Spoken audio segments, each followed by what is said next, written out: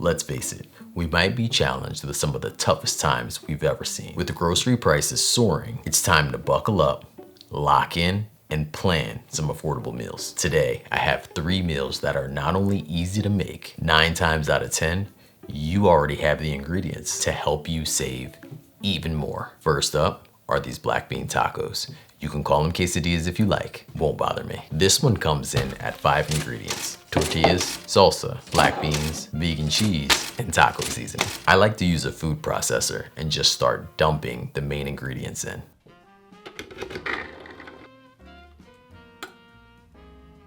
Then I cover it up and let it rip.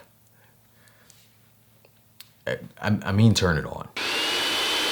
Side note, it's impossible to overblend, so don't overthink it. Simply process until you've reached your desired texture. At this point, you could be thinking, I don't own a food processor. The great news is, you don't need one. You can put these same ingredients into a bowl and use a fork or a potato masher to bring the ingredients together. Another option could be to use refried beans. Then simply use a spoon to just mix the ingredients up. I assemble these by laying tortillas out a few in a row. Then I add my final ingredients to each, trying my best to distribute them evenly. While I used flour tortillas, I've also in the past used corn tortillas. Here's a recommendation though. Be sure to microwave them prior to laying them out in the assembly line. This way, when you go to fold them close, they're pretty pliable and they don't fall apart. I also like to sneak additional ingredients in, like pickled onions or banana peppers. And while it's absolutely not necessary, because these things are good on their own, it does help me move some of those jars out the top part of my refrigerator. For efficiency purposes, you could cook it on the stove 1 to 2 minutes each side. I find this to be the most optimal way to get that perfect light crisp. Although, if you didn't want to hang out by the stove, you could stick these all on a baking tray. Then sit back and relax for a bit until they're ready. This meal comes in at a really good price point. It has a very low amount of ingredients and can be made from start to finish in about 20 minutes. This next one has a few more ingredients.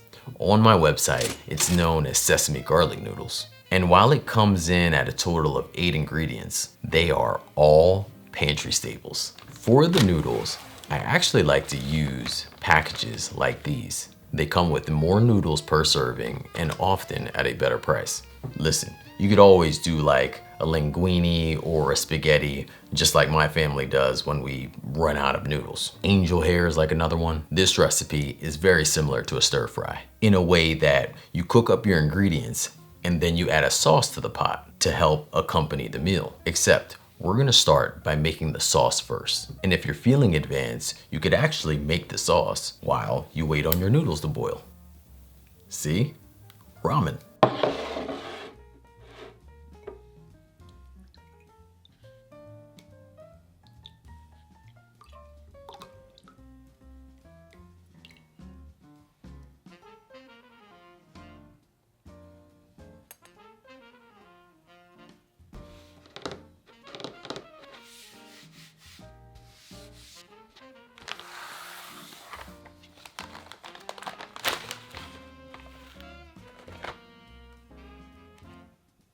Once you get all your ingredients in the bowl, give the sauce a good mix. Then set it aside and get some water in your pot for your noodles. This whole dish goes so quick.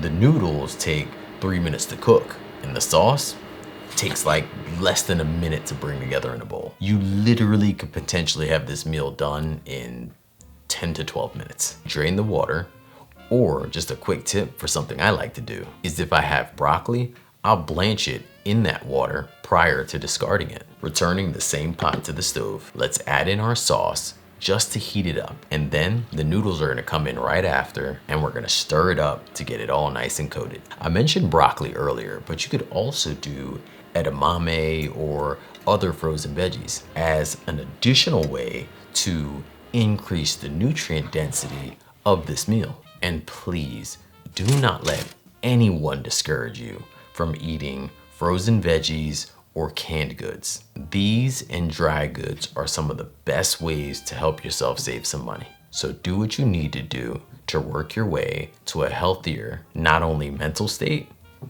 but physical state.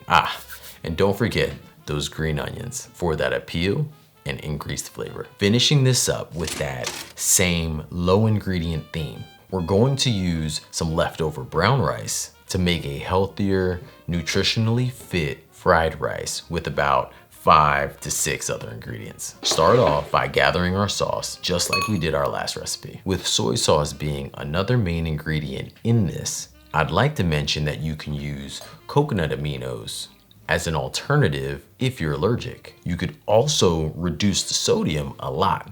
You could do like 1 tablespoon of soy sauce and then use a no sodium vegetable stock to fill up the rest. Let's move to the stove. I'm using a small pat of vegan butter, but I've also used oil as an easy, inexpensive alternative. Let's add our veggies in and get a nice char on them before moving to our next step. Frozen veggie packets I absolutely love in here. Not only because like the already cut ingredients, which save me a ton of time, or simply just the ease of use, but mostly because frozen veggies come in like infinite number of combinations. You can really shake things up with your fried rice. I also like to add chickpeas and sometimes peanuts and cashews to get like a more filling meal and add more protein. Peanuts a little cheaper than cashews, so I would stick with that for this kind of meal. And I don't want to forget we're using brown rice, which is a total plus for its anti-inflammatory properties and its fiber. With all of our ingredients in, we're gonna top this with our sauce and then we're gonna stir to combine everything. Don't hesitate to keep twisting this up until you see everything coated, as you don't want the sauce to be really saturated in one area. No matter how great I'm doing with my budget, this meal lands in the rotation at least 2 to 3 times in a month. All 3 recipes are also great meal prep options, with tacos needing just a little time in the oven or air fryer or toaster oven to basically revive that original crisp. If you like these and would like more quick,